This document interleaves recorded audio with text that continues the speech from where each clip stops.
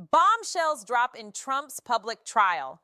Epstein files reveal what he feared most: over 600 mentions, secret flights, and forged documents. The nightmare is just beginning. Welcome to another video. If you enjoy the content, please subscribe to the channel and leave a like.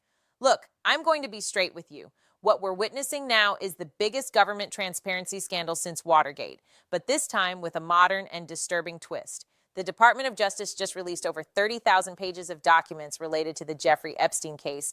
And get this, Donald Trump appears mentioned hundreds of times in these files. We're not talking about one or two passing references. We're talking about a systematic pattern of connections dating back to the 1990s. Now, let me contextualize something here. Throughout the 2024 campaign, Trump repeatedly promised he would release the Epstein files. In June 2024, he said he would release the files, but then added there was false material and he didn't want to affect people's lives. Then in September, he said he'd have no problem releasing them. But when he came to power for the second time, he completely changed his tune, calling the case a boring thing in July 2025 and repeatedly referring to it as a Democratic hoax. But here's what's absolutely fascinating from a political standpoint. Trump only changed his position and supported the release in November 2025 after lawmakers secured 218 signatures on a petition to force a vote on a bill to release the files within 30 days. This is classic Trump. He only supported transparency when he realized he couldn't stop it. And Congress?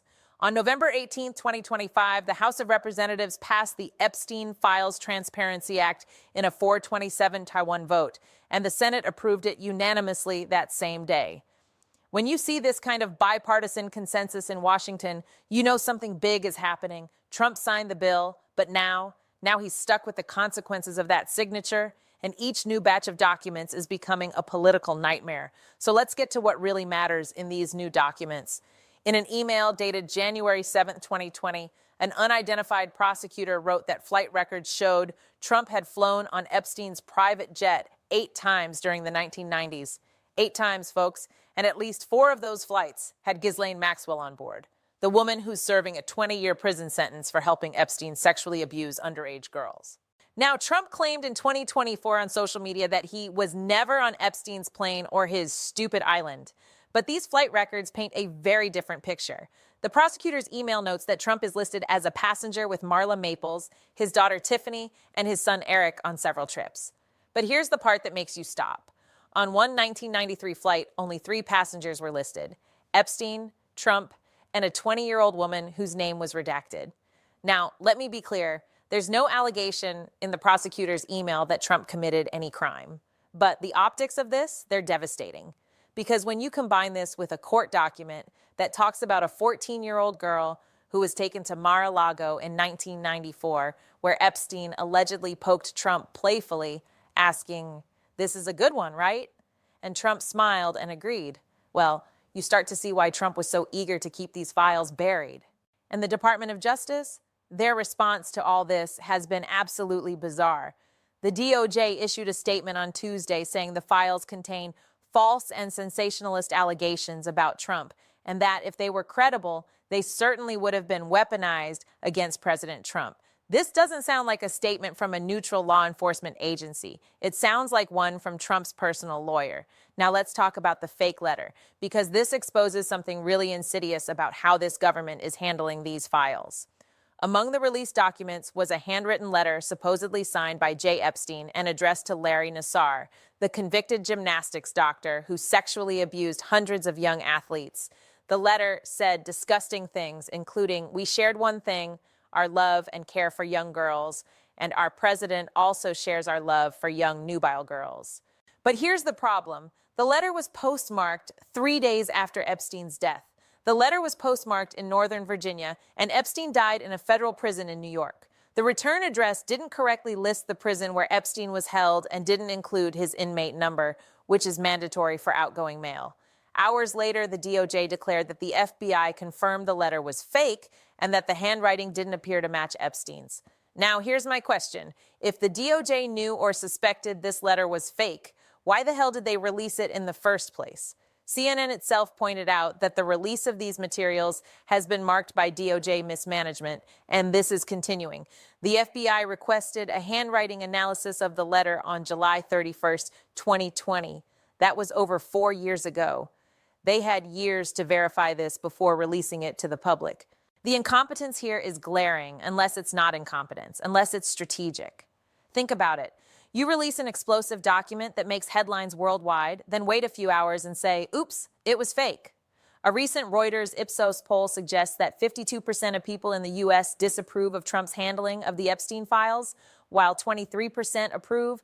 About 70% said they believe the government is hiding details about Epstein's relationships with powerful associates. And you know what happens? The public becomes even more confused and skeptical about everything in the files. Now let's talk about what this really means for governance and justice in this country. The documents include evidence that prosecutors sought to investigate and potentially charge more people, with a series of apparent FBI emails from July 2019 citing 10 co-conspirators, 10 people. Where are those investigations now? Who were these people? Why haven't we seen any indictments beyond Maxwell? What deeply disturbs me is that the Trump administration estimates it has about a week left and up to 700,000 additional pages to review before finishing the release of all the Epstein files. 700,000 pages. And they're releasing this in drips, creating a daily news cycle that keeps Trump in the headlines for the wrong reasons. The Trump administration fought against the release of Epstein-related documents and has been accused of subverting the law passed in November. In the first release last week, the DOJ included heavy redactions, going beyond the exemptions in the law that allow limited redactions to protect Epstein's victims. Some redactions appear to obscure names of prosecutors and government officials, not victims, but government employees. And we can't forget the voices that matter most here, the survivors. A survivor from the Epstein case appeared commenting that victims still don't have real access to the truth. She said the files don't bring clarity and that the government is just pretending to be transparent. This is heartbreaking because at the end of the day, this isn't about partisan politics or sensationalist headlines. It's about justice for young women who were abused by powerful men who thought they were untouchable. Trump built his entire career on controlling his own image as a businessman, TV star, and politician. He's a master of narratives. So why would he allow so much negative attention now? Unless what's in these documents is even more damaging than what's already leaked. Unless he knows that fighting too publicly would only draw more attention to connections he spent decades trying to minimize or completely deny. If you made it this far, you understand the gravity of what we're facing.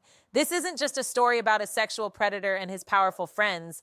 It's about whether our government will finally provide real transparency or continue protecting the wealthy and connected. Hit that like button if you believe the whole truth needs to come out. Subscribe to the channel because we'll keep tracking every new release of these files. And tell me in the comments, do you think Trump knew what Epstein was doing? The conversation needs to continue. Justice demands it.